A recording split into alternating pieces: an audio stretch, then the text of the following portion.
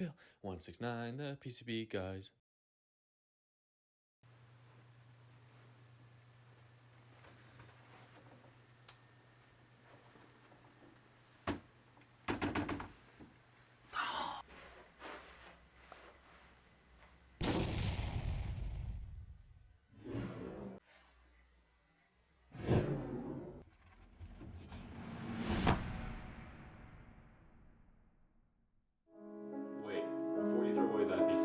Think where it might end up.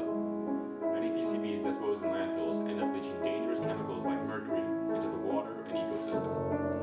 PCBs are comprised of nearly 40% metals. Many of those are non-renewable resources, meaning there's only a finite quantity of the material on this earth. PCBs are primarily constructed of copper. This copper can be extracted, but is often costly and done illicitly. The conditions for copper extraction are often dangerous for the workers and done in unsafe conditions.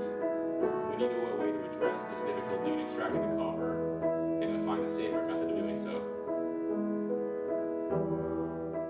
So on a normal double-layered PCB, we have 2 layers of copper on the top and the bottom, and a substrate in the middle. And essentially this substrate is made of fiberglass. And when the copper is needed to be extracted, this fiberglass is burned, and toxic chemicals such as furans and dioxins are released. And what our solution does differently is this fiberglass is replaced with hemp fibers, and then when you want to recover that copper, you can essentially burn the hemp, and the copper can be recovered safer and more effectively. The process of extracting copper from a PCB may be very difficult because there are many little components within the PCB. If we were to use manual extraction or any other methods, it may be very difficult to extract all the copper. Where'd it go? What?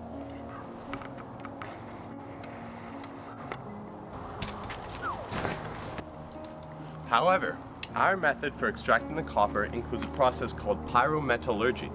This process is when you take a PCB and heat it up to very high temperatures between 500 and 1000 degrees Celsius. This process burns off the fiberglass and melts the copper and all the other metals. While this is a quick and effective way of extracting the copper, it also has its drawbacks. In particular, when there is a presence of fiberglass in the PCB, it poses a concern. When fiberglass is incinerated, it emits toxic fumes, which are both negative to human health and the environment. So there is a need for a way to address the dangers and ineffectiveness of extracting copper from a PCB. Dang it! Why didn't they show the manual extraction of the PCB?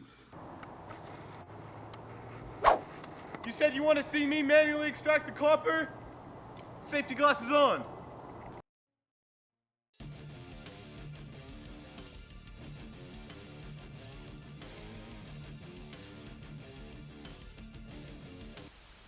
To ensure that the hemp board provided sufficient rigidity, a prototype of the hemp board was constructed and tested till failure.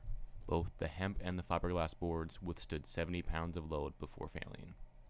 To test the recovery of the copper, the hemp boards were subjected to high temperatures where the hemp was incinerated and left behind pure copper sheets. Multiple prototypes were constructed testing various ways of applying the hemp to the copper, with varying degrees of success.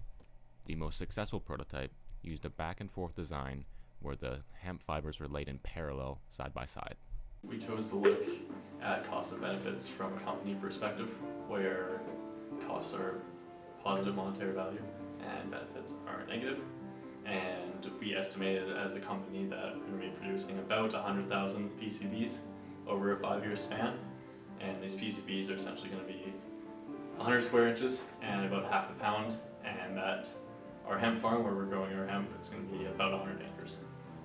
We calculated that the initial cost values are going to be about $57,000 for the hemp PCB and $111,000 for the fiberglass PCB, as well as the carbon savings that the hemp PCB has over the fiberglass PCB. It also absorbs up to 22 tons of carbon from the atmosphere. We conducted a life cycle assessment from cradle to grave. We concluded that since copper is the most damaging component of a PCB to the environment, the ozone layer depletion and global warming impact would be significantly decreased by the design of the hemp PCB.